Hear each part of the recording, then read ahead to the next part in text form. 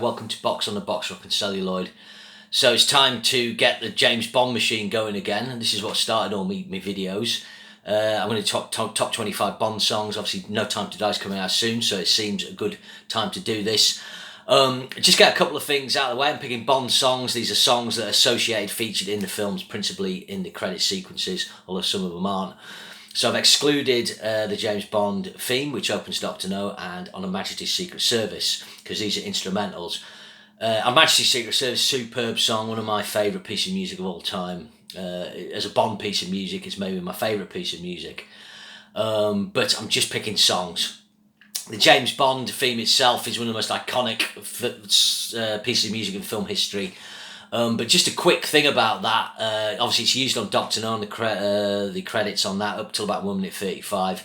Then Itching, then it goes into a version of Three Blind Mice, which segues into the post-credit sequence. If you've not watched the Dr. No credits for a while, watch them. They're really cool, kind of pop art, very experimental, advertising sort of images. They haven't quite found the formula yet, and I really like it.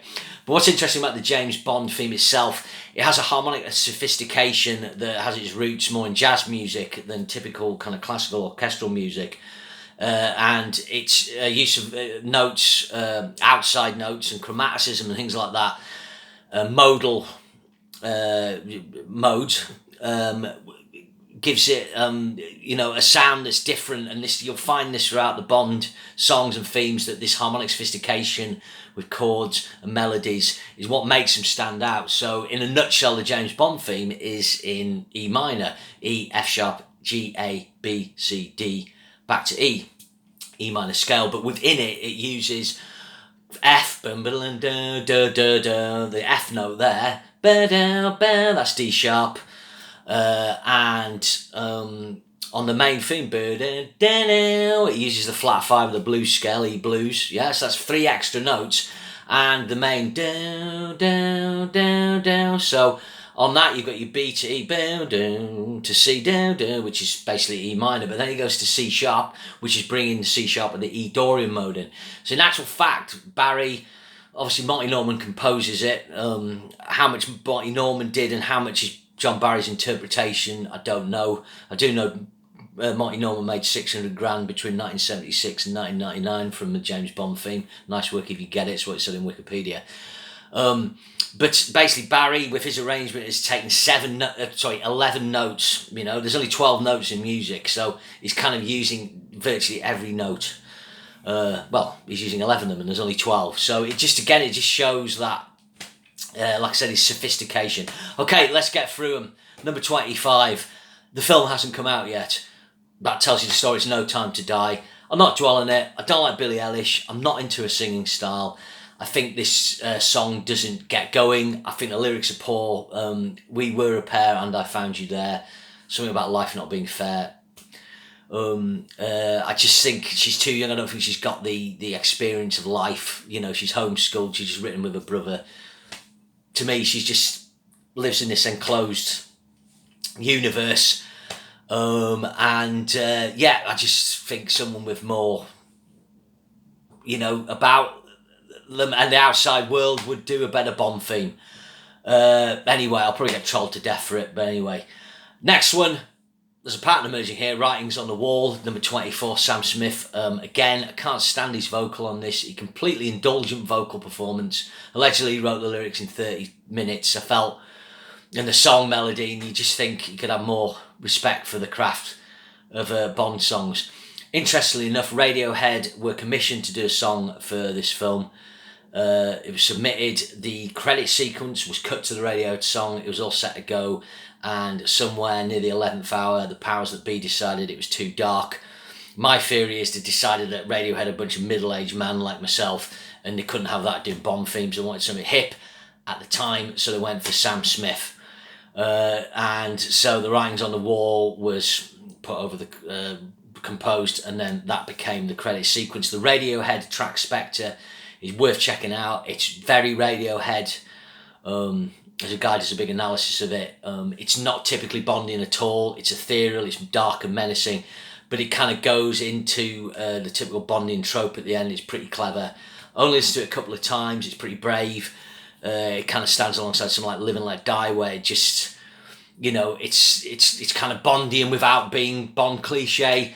So I'm not sure what I would have thought of it in the context of the film, but it'd be a damn sight better than Sam Smith.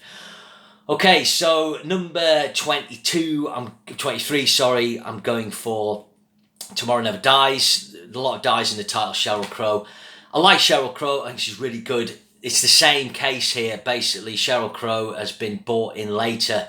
K.D. Lang did the composition for this with Don Black, David Arnold, a track called Surrender. It actually says, Tomorrow Never Dies, Surrender. So it's obviously going to be the title song. It comes at the end of the Tomorrow Never Dies film now. But it's got a classic Bond brass flat five.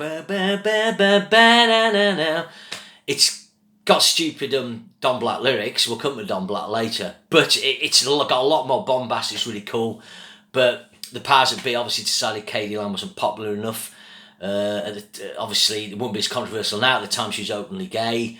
When that wasn't as prevalent, I'm sure they probably decided, well, that's not good marketing for Bond, and she's not as popular. Sheryl Crow's more popular at the time, so they got in Sheryl Crow to do another song. It's got a nice sort of feel to it. I don't know what it is. Some people love this song, but I just can't get away with it. I'm not massive on the credit sequence as well. Number 22, I've actually bumped this up one thinking about it. It's Another Way to Die. It's the Jack Black, Alicia Keys duet from Quantum of Solace. There's some things about this I like. I can see what they're going for. I like the gnarly guitar. I like the sort of Bonham-esque shuffle on the drums. The idea of having a duet's cool. I think Jack White's lyrics are cool. He's showing a lot more kind of intelligence and interesting wordplay. But the problem is just that whoa whoa whoa bit in the middle where it kind of goes out of tune, and then that that little piano figure. I just think it'd be better and did the sort of Dorian thing, but it puts that chromatic outside note semitone apart back to the root at the end. I just think I find it too jarring. I can see what they're going for. It's got it kind of kicks ass a bit. This actually uses I'm just checking here. It's a B minor chord, then G major down, then E major. Now we'll return to this chord sequence. You'll see later. But what that chord sequence does, it starts off minor, but then the E major is taken from the Dorian mode in relation to the B minor, and those notes pick out the Bond moving fifth. Down, down, down, down, down, down, down, down. I once had that described to me as a moving fifth. It's a fifth, then it's minor six, then major six, but it's kind of classic jazz trope, I think. So the B minor chord has the F sharp, G major obviously has G down, down, down, and then the E major down, down has the G sharp, so you can hear the movement of those notes within the chord progression. I once heard an orchestral version, a different version of this. There was a Bond concert on from Royal Albert Hall, I think, and the singers from Strictly Come Dancing, which is a popular TV show over here, were doing it. And they did Another Way to Die, and the lady singing it, I think she did a really good job. She got the kind of the more melody into the vocals. It wasn't jarring as much, and it had a full orchestral arrangement. You could hear the potential of the song. I think this song needed more time in the studio, just working it, getting that vocal a bit better, maybe bringing some orchestration, just some other things. It's an interesting one.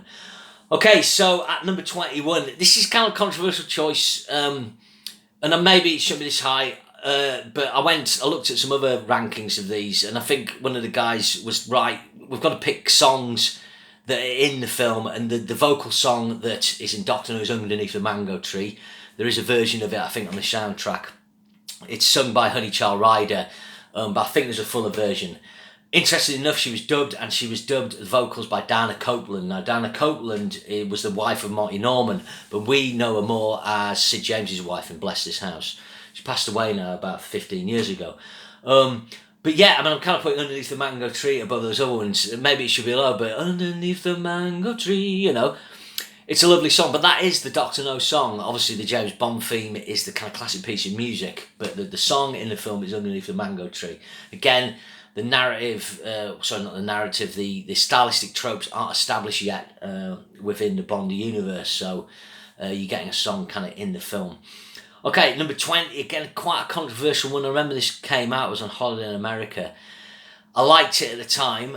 I still quite like it. I like the way it's used, works with the credits. I think it's one of the credits are one of the better things of the film, which is one of maybe the worst Bond film, and it's Die Another Day.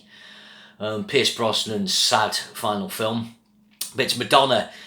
It's got some dated stuff. There's auto-tune where she's pitched way up. It's very electronic, but I quite like it. I don't like the lyrical bit where she goes Sigmund Freud, but I do like some of the lyrics. I'm going to destroy my ego, I'm going to break my body down, stuff like that. I like the kind of jarring, and then the strings. I think she did it with some kind of French DJ producer guy, but don't quote us on that. I think it works better with those scorpions, the fire imagery, and the ice on the credit sequence, which acts like a cool video for it effectively, which I suppose is what the Bond things do. So yeah, it's a funny one that. Again, not very Bondish. Basically, it's a kind of Madonna Euro dance pop track, but I kind of rather have that than someone trying to be Bondish. So that's my number 20. Number 19, again, this is a pleasant song. There's actually a really good cover version of this by David Arnold and Jarvis Cocker on Shaken and Stirred. But it's All Time High. We're an all-time high. Problem with this song, it's a bit wet. But I suppose it was hard to do a song called Octopussy. I don't know how you get some rhymes in with that. But it's a pretty song. I feel the vocals weak. They used a lady called Rita Coolidge. Now, she's mostly known with Chris Christopherson, I believe. But I think the vocals are pitchy at the end. We're an all-time high, you know. It just needed a stronger... It needed a softer vocal, a more kind of emotional, vulnerable vocal, which she does, but it just needed more. It's not the right singer. It was a bit of a flop, this one. Not very well remembered. But I quite like it. Quite smoky sax in it. Okay, number 18. It's Twine. The World Is Not Enough. Garbage. So bringing in a rock band. Garbage, probably people forget, Garbage were very big at the time. They had a big hit with Stupid Girl 96. Their version 2.0 album was a big hit 98. So they picked a cool rock band with a cool female singer. I like this. I think what lets it down for me, I think my mate said it at the time, he said it sounds like Austin Powers. At the time, the Austin Powers films, the first one and the second one was coming out. And it's got those guitars, boom, boom, boom, you know, it's got the twangy guitars being very Bondy, but it just feels a bit pastiche-y. Quite interesting having Shirley Manson singing, you know, she's not a typical female vocal range, she's a little lower, but she brings quite a lot of husky 60s sort of smokiness to it. I like the way it builds up the end. I think David Arnold does a really good orchestral arrangement on this. You know, it's kind of a 5, 6 out of 10. It works very well. The credit sequence, this actually really like the credits on Tomorrow Never. The World Is Not Enough. So yeah, you know, it's one I like, and I think it's a couple of notches away from being really cracking. It just needed some of those typical Bondian elements maybe taken out. Number 17, I've got Tuma Wurgug, The Man with the Golden Gun. Love this one as a kid. Pure cheese, the Don Black lyrics. It's like some... He's got a powerful weapon, he charges 1 million a shot. It's like some bad porn thing, isn't it, really? It's got Lulu singing, my wife's most hated singer. My wife doesn't hate Lulu as a person, but she hates the song Shout. Her idea of hell is she'll go to hell and she'll have to listen to Shout on a loop for eternity. And yeah, it's pretty cool. You know, it's got cheesy electric guitar. It's very 70s. 6 out of 10. You know, it's pretty bombastic. I like it at the end, you know, when the film's finishing. Hey baby, now you want me. You know, a vocal comes over the end. A lot of people knock The Man with the Golden Gun, but I've always loved that film. Okay, so, you know, I'm in that stage now where the songs are getting good. They're just, you know, we're not yet at classic Bond song. So number 16, I am going for The Living Daylights. So famously, John Barry, this was a straw that broke the camel's back. He didn't get along with Aha. He kind of had enough and stopped doing the scores after this film, which was a shame. Wish he'd done GoldenEye. But I think The Living Daylights, he goes out, although it's not the best Barry score, I think it's an improvement, certainly on A View to Kill. maybe on Octopussy. You know, he does a good job, and he puts in some contemporary sounds. The intro just again, it's got that Dorian kind of sound that Barry used a lot, whether the Aha boys came up with that. Didn't used to like this song, but I do think it's a good piece of 80s pop. It's interesting. I think Aha are a very good band. It kind of uses the kind of Fairlight type kind of samples on the brass, I think. Again, there was other songs used in this film. There's a song called Where Has Everybody Gone, which is featured over the headphones of Necros when he goes to do the hit at the headquarters out in the countryside. The track's okay. Chrissie Hynde sings it. It's quite a nice theme. I think he uses the flat 5 again of the blues, and that theme's used throughout the film. But the song at the end is a lovely ballad, Chrissie Hynde singing If There Was a Man, and I was reading before online, someone said, well, this feels more like Dalton's theme. And yeah, and in some ways it kind of fits his Bond more, but you know, the whole Dalton thing happened in quite a rush. Pierce couldn't do it, they'd written it for Roger. Obviously Pierce could probably do the Roger thing more, and they didn't quite change the sort of script enough, so there's some Roger-esque moments, Pierce moments. But Chrissie Hynde is a lovely vocal again. At that point, Chrissie Hynde is probably in her mid-30s. She's kind of an older act. A lot of Pretenders and Chrissie Hynde's still popular at the time.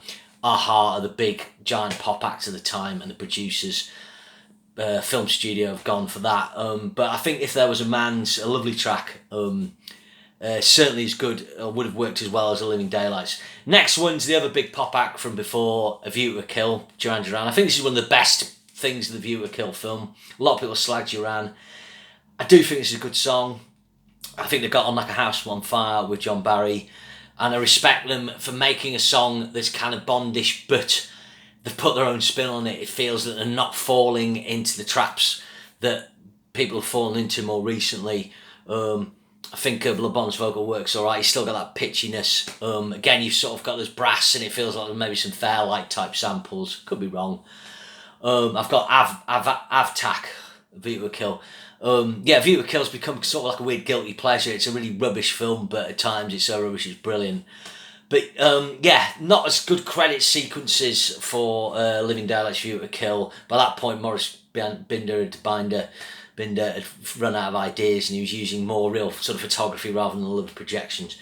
But I quite like that. Number 15, number 14. I'm up to 17 minutes. Okay, number 14, this would be for a lot of people the modern classic. I'm sure a lot of younger people would think this is the best Bond theme ever. I do think it's the best of the recent ones. I still think it falls into the Bondian tropes, traps at times, but it's got lush orchestration and it's really big. And the vocal is captured beautifully, but I've got reservations, and it's Skyfall, Adele. So fair play to Adele, pulling out the stops with a proper nice diva vocal style song.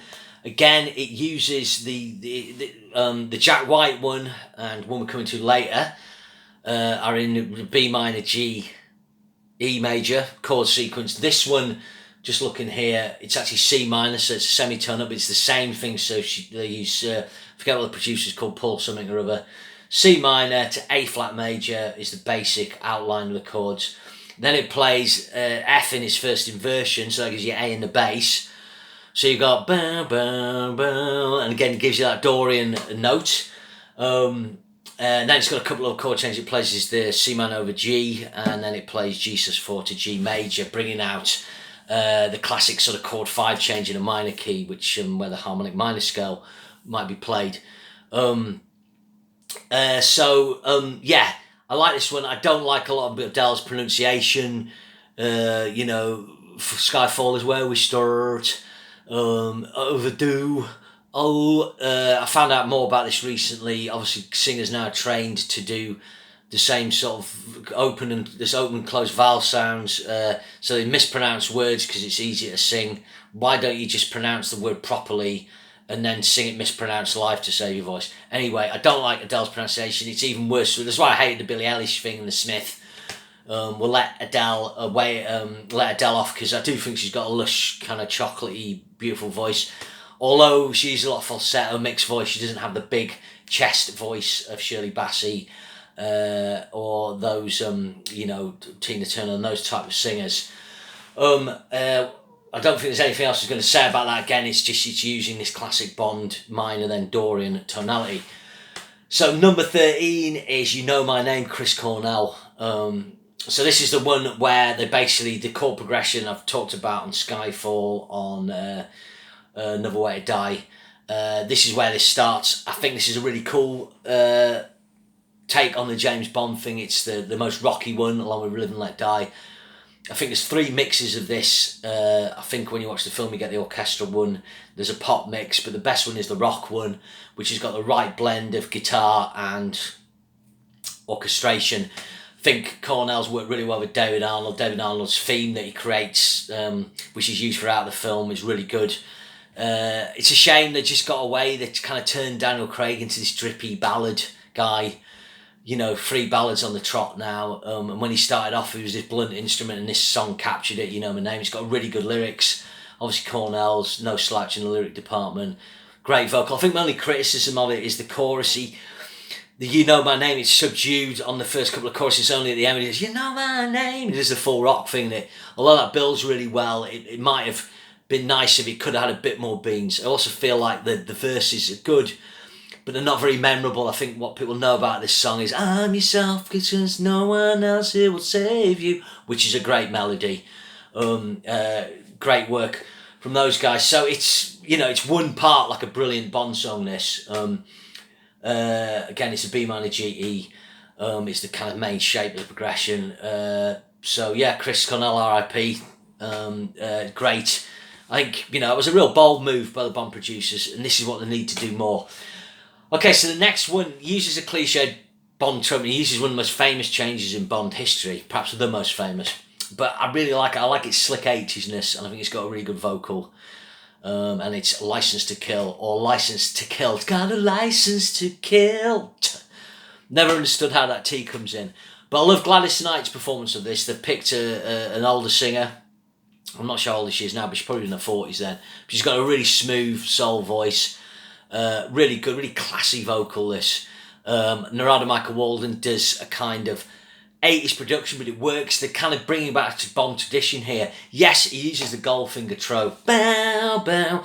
So this change, for guitarists, you know, I'll speak in guitar speak. If you're in the key of E, you know, you'd play E major to C major. Now, normally those 2 chords might be E minor, which would be chord 6 in the key of G major, to chord 4, C. But what it does, it makes the 6 chord minor chord a chord 1 in the key of E major. Bow. Then it goes to the, well, you could call it chord 6 of the minor key, or chord 4 of the relative major, which is G. But anyway, that sound down, down. You can actually do it with octaves, down, down as well. So it uses that trope, that stylistic thing from another very famous Bond track. But I like this. It's kind of, they were trying to give a bit more tradition to the Timothy Dalton Bond, I think. But it didn't totally work with the film, because the film, you know, went really violent, and Miami Vice. I actually quite like License to Kill. Okay, number 11, probably the least known Shirley Bassey one, and it's Moonraker. Kind of gets forgotten about because it comes after such a classic theme, but I do really like it. Now this introduces another mode, which is very popular in the Bond scores, and it's what's called a mixed leading flat 6 mode. I think I've mentioned that before. So this scale shape is basically 1, 2, 3, so it's got a major third, 4, 5, but then it's got a minor 6 and a flattened 7. So it's basically like a Mixolydian scale, if you know that, but you flatten the 6 note. And what it gives a major minor tonality. It's popular on film scores, and it's very exotic. This has got those, you know, bits. Really cool. John Williams uses it, Jerry Goldsmith, people like that, I believe. So I really like this. There's a disco version of the song at the end. Probably not a classic. It's kind of got, it's like that thing, it's got that classic sound, it's got Shirley, it's got classic orchestration, no expense spared, it's just missing that sort of dynamite thing. Okay, number 10, again, you might be surprised how high this is, but I just think this is a really good contemporary pop ballad at the time. They picked you know, a young singer who's not really well known now, but she was at the time, and it's the only time a singer's been used in the credits, which I really like the credits. It makes them different. I think the song's better than the film. It's For Your Eyes Only. So this is written by Bill Conti. I don't like Bill Conti's score for Your Eyes Only. I don't think he's the right guy to do Bond, but I think this is really good. Got a nice atmosphere to it. Like the lyric, like the vocal, great chorus, and kind of shorter as well. You know, the Bond songs have got longer now, but they're all below 3 minutes back in the day. And this is, yeah, it's not a classic Bond, but it's kind of like coming to the end of an era a bit. You know, although they've picked a contemporary pop act the first time they did it, and that would be a pattern, it's kind of, although it's a pop song, it's still kind of fitting with that romantic sort of ballad thing. Okay, number 9, you might be surprised how high this is, but I listened to it again the other day. I think this is really good. It uses the classic Bond, in it. It uses a classic Bond cliche, but I think it's really well. And it's Bono and Edge's Goldeneye, sung by Tina Turner. I think the score for Goldeneye is so disappointing, but this track, I mean, whoever orchestrated it, I think he did some orchestrations in the film when they realised the score was so bad, but I just wish he'd done the whole film. Craig Armstrong, something like that. But I really like this. I really like the lyrics. You know, it's a golden honey trap I've got for you tonight. Some cool lyrics.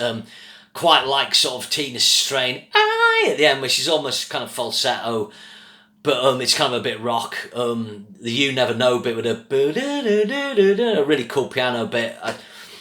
Really good. I just think it sounds big. It's bold, and that dun dun dun dun. Really good. I like the way it's got the dun, you know, it's got the flat fives. Yeah, it's kind of Bond had been away for a long time at this point, 6 years, which seemed an eternity back then, and it needed a classic sounding Bond theme, and I think this had it.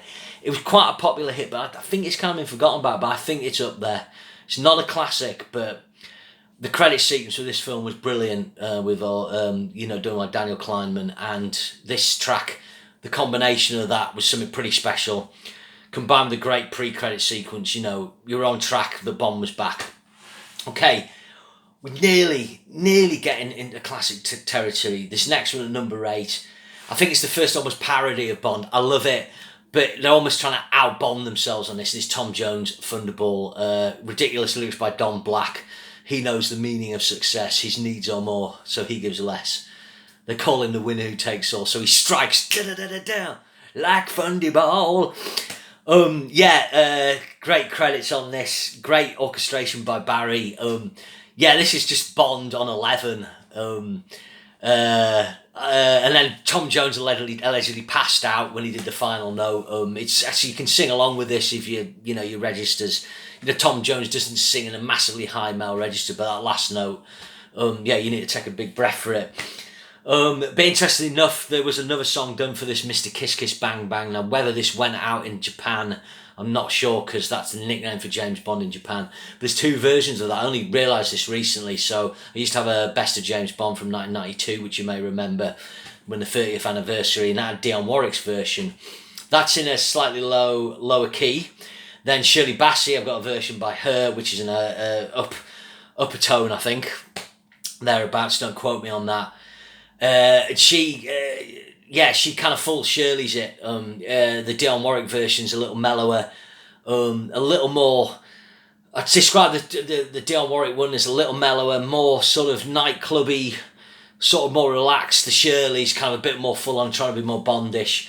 But they weren't used. Whether they were used, they're used within the film at some point, or something. The theme is. But obviously we went with Thunderball. So that's, again, there's some quite interesting unused tracks there, but check those out. Sorry, itching. But yeah, so Thunderball, it's got all the classics of a Bond. It's just, you know, it's just not quite that, but I do love it. Okay, so number 7 is my first classic Bond song, and this is what I was talking about before. It's an instrumental version used of this at the start of the film, and it doesn't appear till the end, but it is the classic Bond film theme song from that film. It's from Russia With Love. Love this, really good song. Like the lyrics, tongue-tied young pride, quite like, nice rhyme there. Great vocal by Matt Monro. So Matt Monro's one of the crooners who's come up on the back of Sinatra, Dean Martin, those guys. You know, people knock Sinatra because he's pitching, he kind of swoops into notes. And in some ways, Matt Monro's a better version of that. He's got proper pitching, But without Frank, you're not going to have Matt Monro. But he did 3 classics, Matt Monro. He did this, he did Born Free, and On Days Like These, 3 classic 60s vocal tunes for films. So really like this, love the final note, love, brilliant. I don't think it's sort of pants splitting like Tom's. Okay, number 6, probably one of the most unique Bond themes songs. I think this one, you know, you've got to hand it to Paul McCartney and George Martin for producing a song that feels like a great Bond song, but is really unique. And then you've got kind of 3 sections. You've got the main Live and Let Die bit. You've got the What Does It Matter To You, the reggae bit, which is really cool because it's mirroring the fact that it's set in Jamaica at times in parts of the film. And then you've got the classic, bring out the Bondorian sound of da-na-now, da-na-now, da-now. Another thing this song does is it starts off in G major, so it's called a G major, B minor to C, then it does a classic chord change that they use in James Bond. It takes the chord 4, which you see in this case, and changes it to minor. So you've got G, B minor, C, C minor. And then this brings out, if you play the Mixolydian flat 6 scale over that, it'll actually work against the G major. So again, it's bringing out that sound I was talking about before, that more exotic. Down, down, like there's inversions, down, down. That's the other thing Bond uses, you know, inversions of major chords. Yeah, really cool. Probably don't like this track as much. It was kind of like my second favourite Bond thing for a while, but it's I think Guns N' Roses destroyed it for me.